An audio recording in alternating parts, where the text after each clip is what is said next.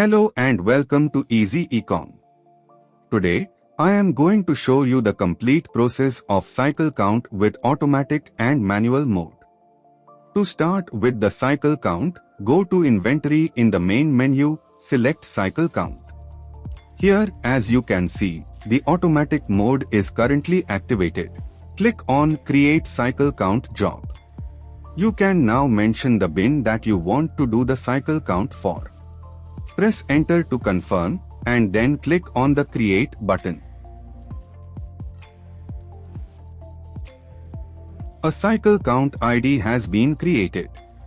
Scroll through the right and you will see two action buttons. By clicking on the yellow button, you may change the status of the cycle count from created to assigned. This cycle count will then be assigned to the auditor in the HHT. If you wish to reject this cycle count, click on this hand button. Let's click on this yellow button to change the status of the cycle count. Here the system is asking for a consent which says that during the cycle count process, no order assignment will be done for the products under the respective bin and the bin will be locked for the time period. Select the checkbox and click Proceed. There's a second consent which says that you cannot make any in-house adjustments or return to the vendor for the products under this bin during the cycle count process. Select the checkbox and click Proceed. The status of the cycle count is now changed to Assigned. Once the status gets changed to Assigned, the auditor receives the cycle count ID in the HHT. In the HHT, select Cycle Count. The same cycle count ID is appearing in the Active Cycle Counts section. The auditor will click on this cycle count. Two options will appear: Continuous Scan Mode and Quantity Enter Mode. Continuous Scan Mode allows the user to scan each product's quantity one by one to complete the cycle count, whereas Quantity Enter Mode allows the user to scan all the product's quantity in bulk to save time. You may choose any of the options. You will now get another two consents which says: First, this cycle count can only be performed on a single device and by a single person at a time.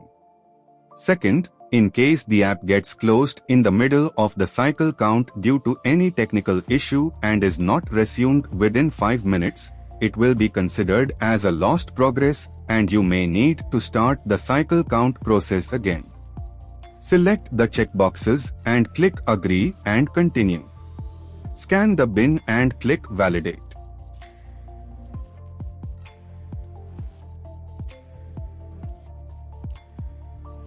Now, you may scan the SKU, EN or UOM kept under the bin.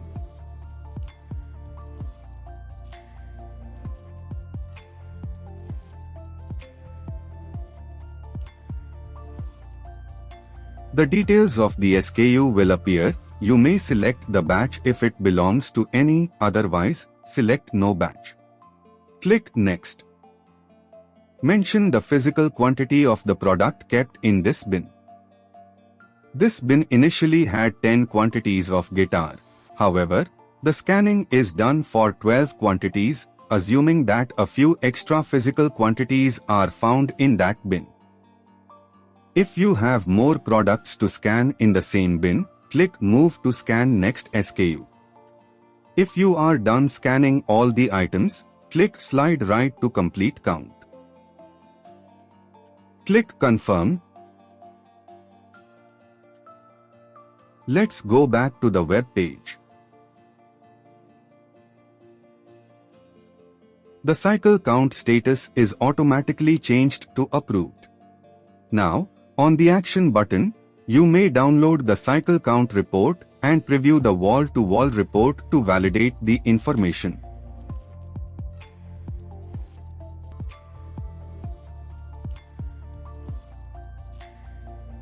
In the automatic mode, for the extra quantities, you may complete the auto GRN process.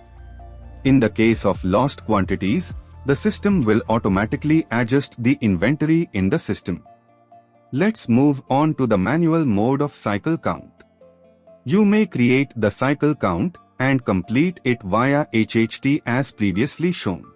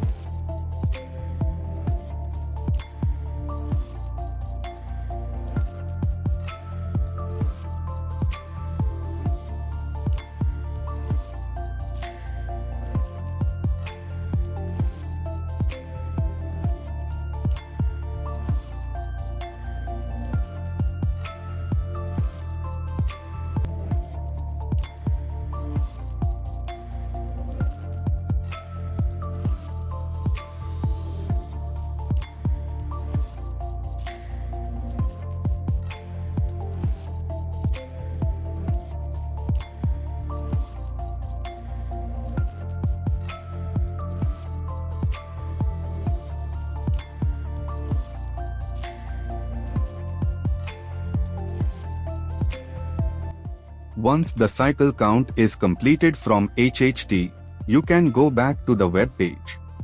In the Action button, you may download the cycle count report to validate the information.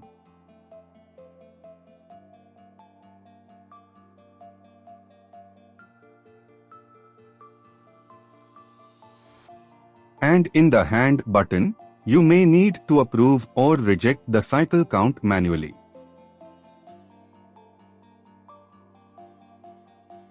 Once the action is taken, you may generate the wall-to-wall report. In the manual mode, for the extra quantities, you may complete the auto GRN process. In the case of lost quantities, you may need to adjust the inventory manually through inventory adjustment. Thank you for watching.